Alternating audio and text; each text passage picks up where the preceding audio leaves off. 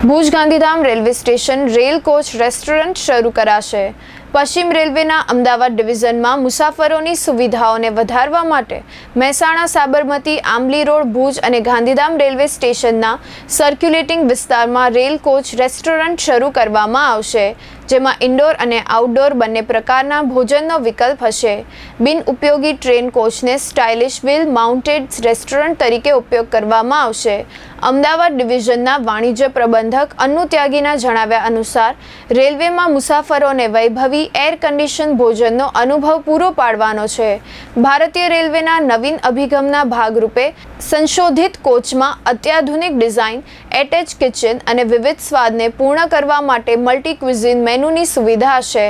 સમગ્ર પર્યાવરણને અનુકૂળ વાતાવરણને વધારવા માટે બાળકો માટે એક ફન ઝોનનો પણ સમાવેશ કરવામાં આવશે।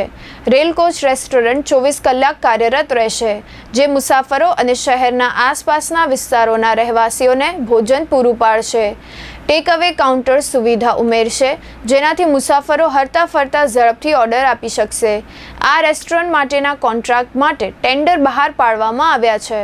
પશ્ચિમ રેલવે અમદાવાદ દરભંગા ગાંધીધામ ભાગલપુર અને અમદાવાદ પટના સાપ્તાહિક સ્પેશિયલ ટ્રેનોને સમાન સંરચના, સમય અને રૂટ પર ફરી શરૂ કરવાનો નિર્ણય લીધો છે।